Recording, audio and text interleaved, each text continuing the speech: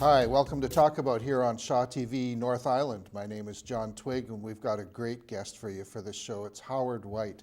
I'd say arguably the leading publisher in BC. Well, I won't argue. Nice to be here. Well, thank you for coming. And Howard's based in Pender Harbour, but really he's got now 2,000 titles in your catalog? About. I haven't counted them lately. Yeah. But around that, yeah. Yeah, and there's a biography which I don't have a printout of, but you've won quite a few awards. Governor General's Award, I think? Well, if you stay around long enough, people start giving you medals. Yeah. Yeah. Yeah. Well, the reason he's here today is that he's doing a book reading after this is recorded at Coho Books, and he's got 2 books that he didn't write, but his father did. His father, Frank White, who is more than 100? He's 100, but going on 101 in May. Yeah. Yeah. Yeah. He's counting the months. He's like a little kid now. He says, Yeah. I'm 100 going on 101. Yeah. He wants you to know that. And the first one is Milk Spills and One Log Loads. And the second one is That Went By Fast, the first 100 years. There it is. Oh, there it goes. Okay. And I finished reading the second one last night at about 1:30, and I read the first one last week, and they're really great. And it says written by Frank, but it's more like he spoke them and how he edited them and really made them quite readable. So how are they going in terms of sales and things? Well, surprisingly well. It's such a personal story, and I was so close to it that at first I was wondering if I was just committing an incredible indulgence and that our family would be the only readers for these books. But the first one we marketed basically just on the Sunshine Coast, where he's well known, and in the Fraser Valley. But He started in Abbotsford. yes, he started out. He was born in Aldergrove, but it got on the BC ferries, and then it started spreading up Vancouver Island, and in the end, it got on the BC bestseller list, and so. We decided, well, we'll put out the second volume, and it also made the BC bestseller list. So they've had quite a few readers. Yeah, and the first one has quite a bit of Campbell River content in it because Frank was in several logging shows around here in the 30s, I guess it would be, or the 40s. Late, I think he came over here in 39. Yeah. And he stayed till about 45. Yeah, he had right through the war. He had a show north of town, and then he was in Iron River for a while, the Iron River logging. He was a contract hauler, Yeah. one of the very first. So Yeah. he would just rent himself out to whichever Yeah. logging camp needed to move a few logs, and Yeah. he pretty well logged in every Yeah. settlement and every camp on the Yeah. east coast of So the island. the first book is a really great history of what life was like in BC in the Depression, the Dirty 30s, the war years, and I just really highly recommend it. The second one is kind of like the meaning of life, and frankly, I found it profound. He's a very philosophical guy. He never finished high school. He wanted to be a doctor, and he was a very good student. But the Great Depression started the year he was graduating. Yes. So he had to leave school, and his father also died that year. Yes. So he had to leave school and begin his working life. And you started as a milk trucker. Yes, he started as a butcher, actually. Oh, that's 'cause that right. had been his father's As a profession. teenager, he was working in the grocery. Well, they had a butcher shop, and then he went to work. Was it Safeway then? Yes, say in the first Safeway store came into Abbotsford. It was just a little store, but it brought in the concept of having the butcher shop and the bakery and everything all under one roof, which they'd all be under separate roofs up until that time. So he worked for them for a few years. Yeah. and then milk, Then he And- went trucking milk. and then trucking logs, Yes. and Then he became a big-time contract trucking hauler, trucking logs up and down Vancouver Island. yeah, Then he became a camp operator and had his own logging camp. yeah. And then I don't know if he kicked around a bit, but he had a gas station. He went back Yeah. to Pender Harbor. He was very entrepreneurial, but he wasn't very smart as a businessman, and none of his enterprises lasted very long. Well, he sold gas on credit to Yes, to yes, low-income people. Yes, to poor people that couldn't afford to pay. And so yes, after he finished with his logging camp, he got in at the wrong time, just as the big companies Yeah. were taking over, and he got taken over. So then he moved into Pender Harbor, which happened to be the nearest village to where his last camp was. Yeah, And there he started a various roster of enterprises. He ran a little sand and gravel outfit, and he started a gas station. And then latterly, he ran the local water system. which I think you set him up in. I helped him get the job, yeah. Yeah. I was worried about him. After he sold his garage, he Yeah. was kind of knocking around with nothing to do, and he didn't get quite enough money to retire on. Yeah, So we got him this sort of Yeah. old man's job, as he called it. yeah. But he stayed at it for 15 years, Yeah. and he didn't retire until he was, I think, 76. yeah.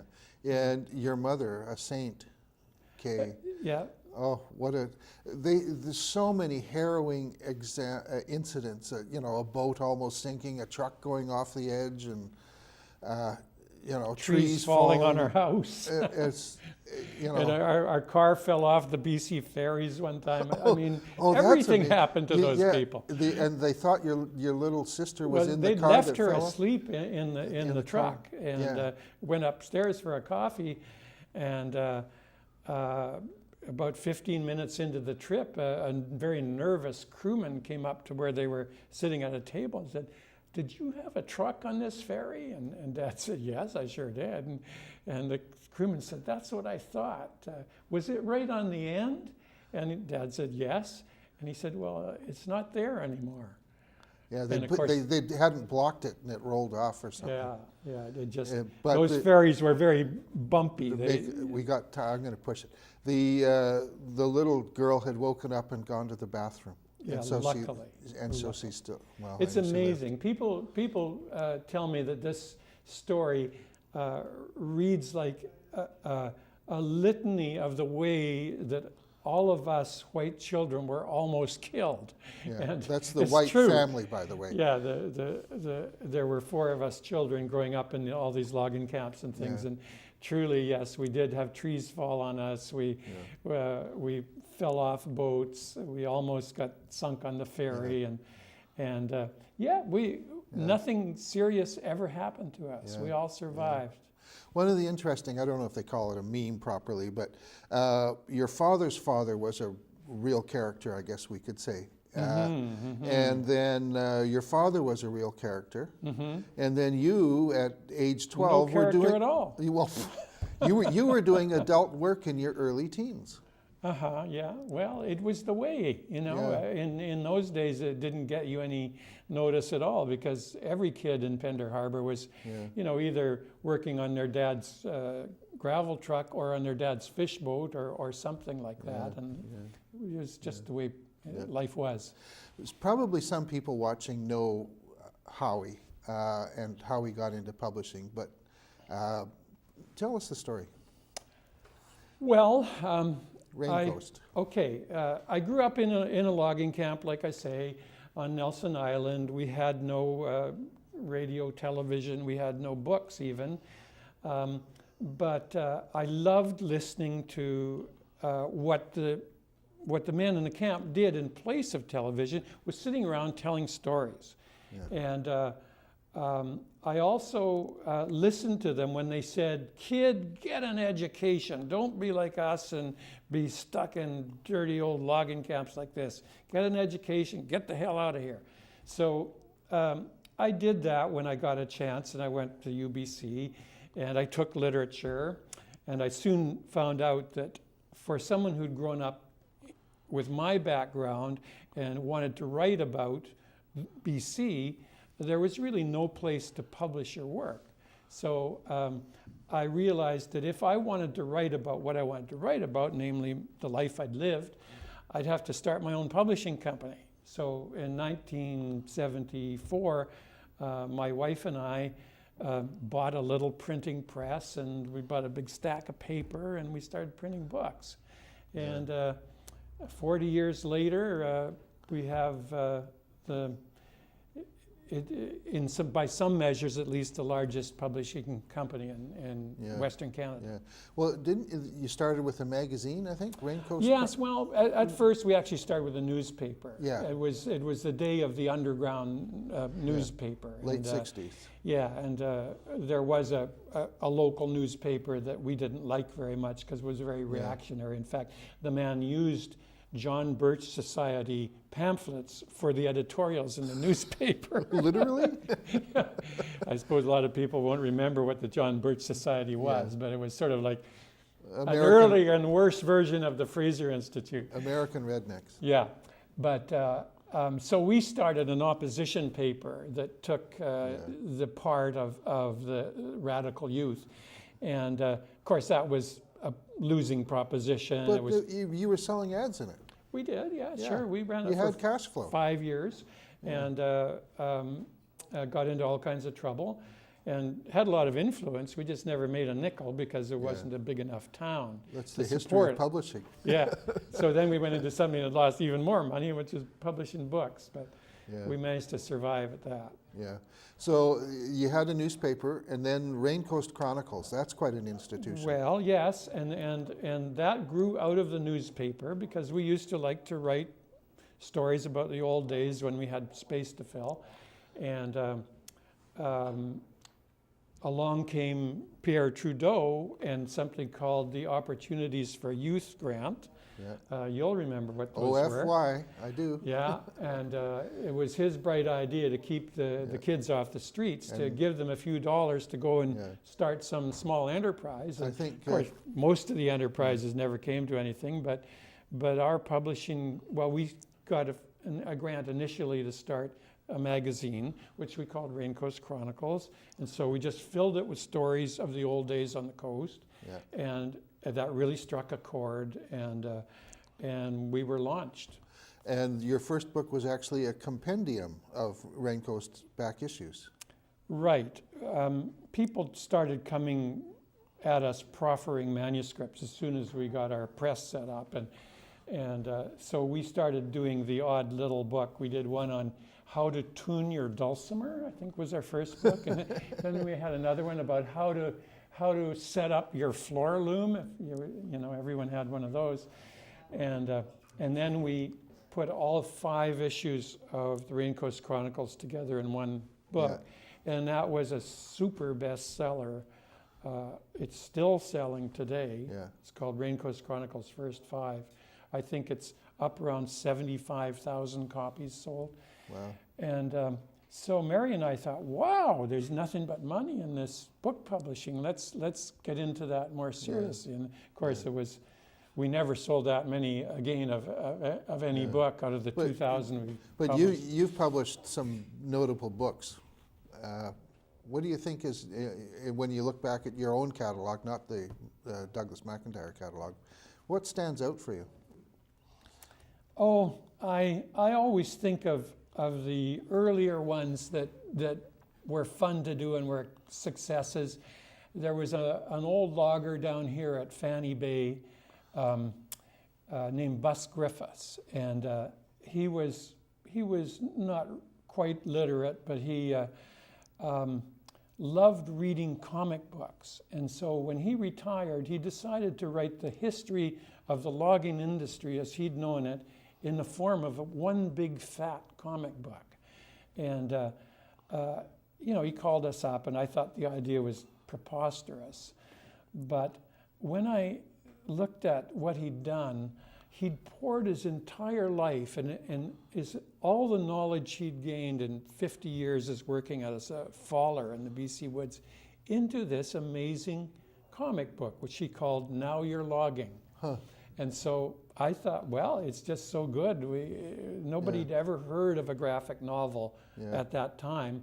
And we often say this was the first graphic novel in Canada.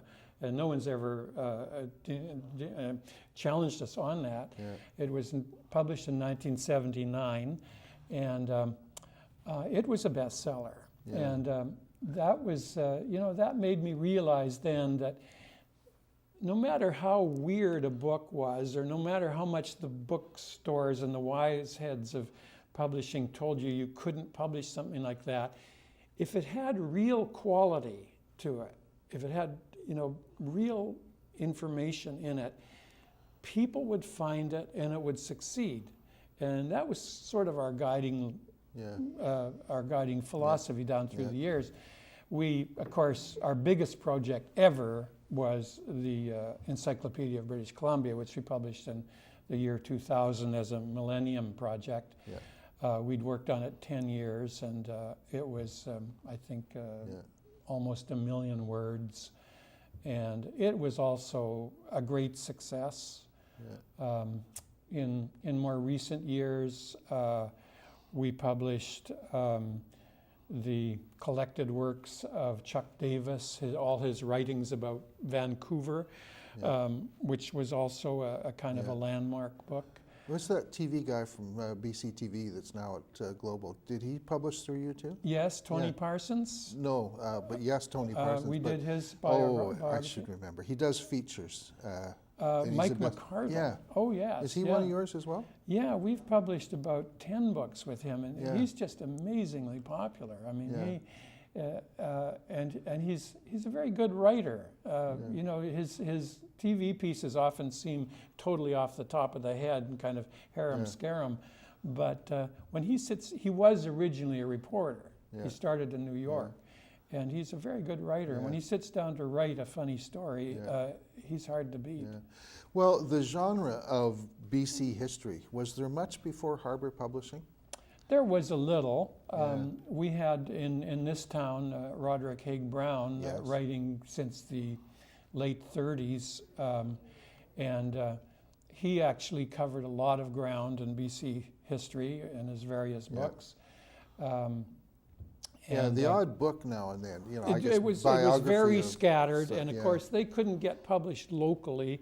You'd have to write something like that and then go to New York or London or Toronto and try and convince an editor who'd never heard of Campbell River to publish your story about it. Yeah. And, there's no market there. There's less than 1 million people in BC.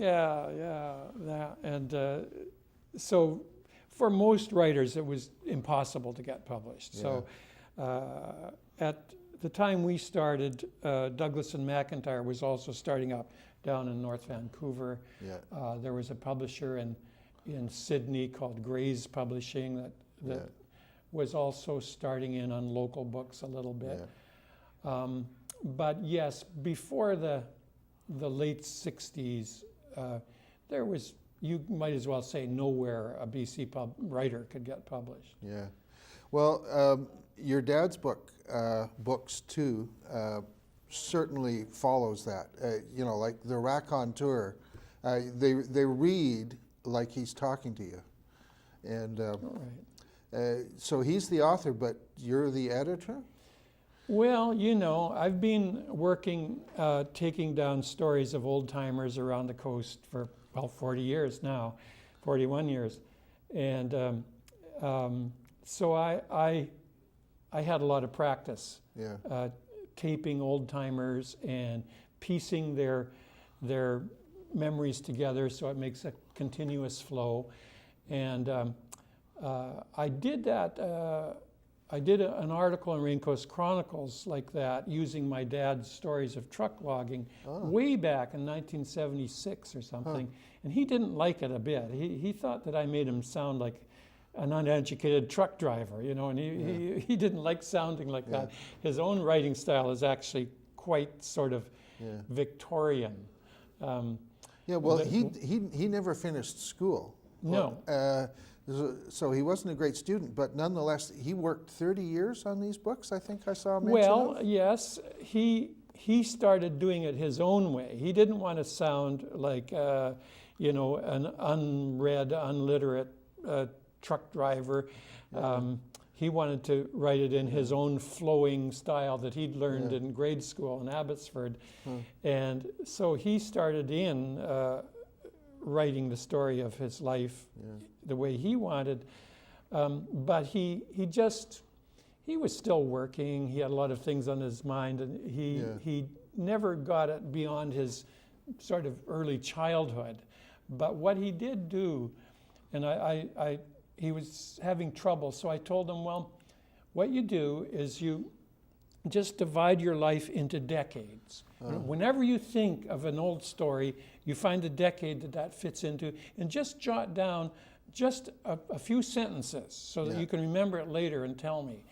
And he did that very assiduously for about 20 years. And when he was done, he had a catalog of, well, went to 20,000 words of just notes. I don't know if it's in the promo or where it is, but I saw something in studying up for this that you read through that list and sort of said, my God, it's a book. Yeah, it was all there. And there were many, many things that I'd never heard. I thought I'd heard all his stories, but he remembered everything. And that's one thing about him. It's too bad he didn't finish school and become a doctor or scientist, because he had a fabulous memory. But he was a smart guy too. Yeah. Yeah, because he learned things, and he was pretty special.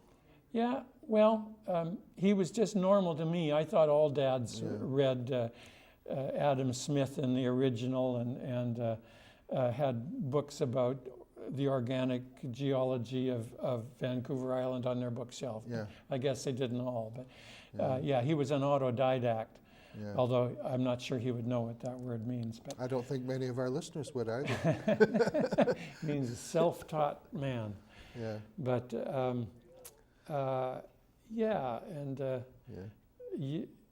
we haven't touched on the sort of the interesting later part of his story, but I know you're going to ask me about that. No, well, yes, I was. I want to get to Medicare too, but so Howie's mother died, and then Frank was single for a while, and then he met up with Edith Iglauer, who was a famous New York writer, I guess, New Yorker magazine.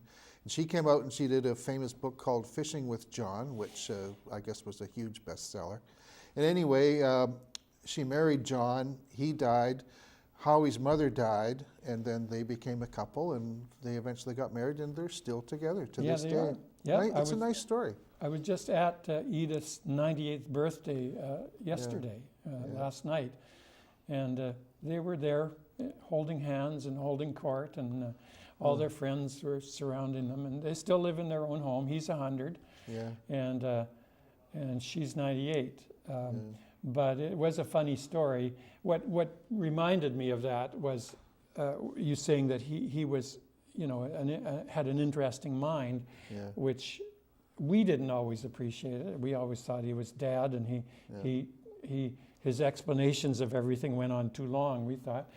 But Edith, who'd, mixed with some of the great geniuses of the century before she came to Pender Harbor, was totally fascinated by him when she met him. Yeah. And she thought he was one of the smartest guys she'd ever met. And they traveled the world for a while. And they just hit it off. I mean, I'm often accused of putting them together. The truth is, I actually tried to keep them apart once I saw they were sort of being attracted to each other, because I thought it was the world's greatest mismatch. She grew up in a wealthy family in Cleveland, spent her adult life in New York, hobnobbing with the rich and famous, and he grew up driving trucks. And I just thought this was not going to work.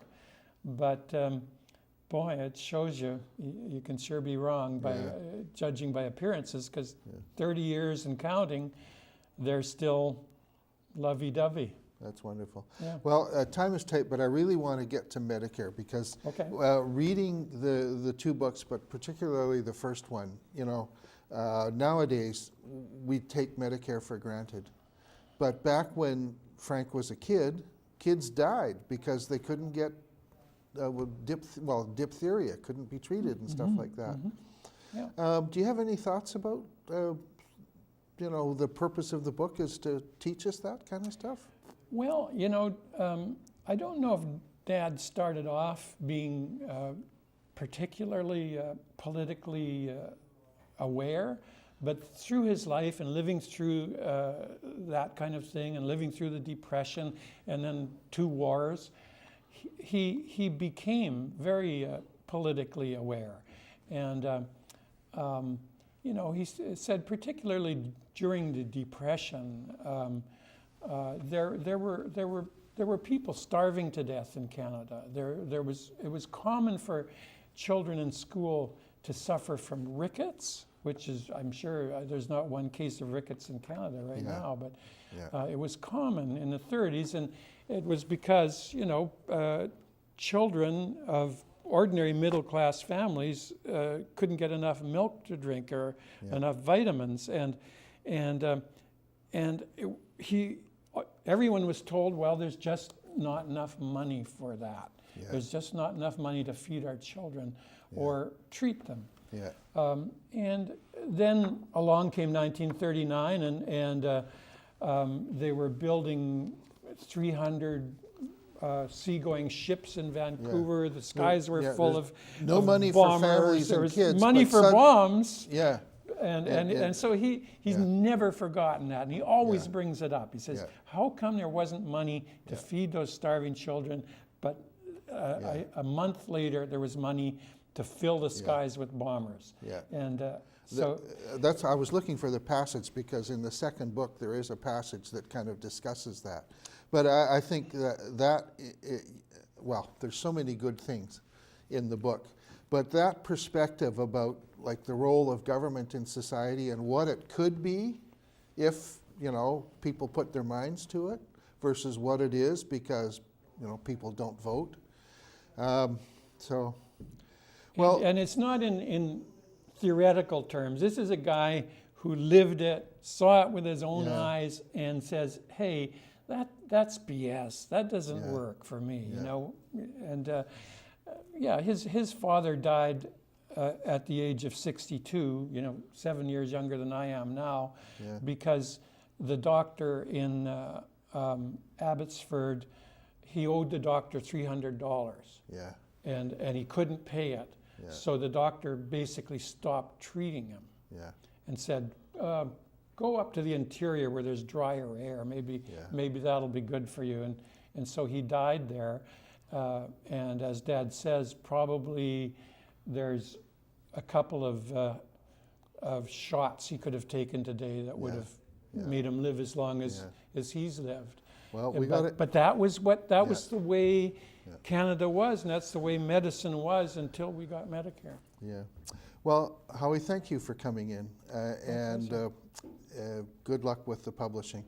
My guest has been Howard White, the publisher of Harbor Publishing, and he's now, I'd say, co-authored 2 great books by his father, Frank White, Milk Spills and 1 Log Loads, and that went by fast the first 100 years. If you'd like to watch this again, Shaw TV North Island has a YouTube channel where it's posted, and my website, www.crnv.com, has a not always up-to-date list of links to those postings as well. So thank you, crew, volunteers, and thank you, Shaw, for putting on Talk About. And Howard, thank you again for coming in. Thanks for having me. And you, thanks for watching.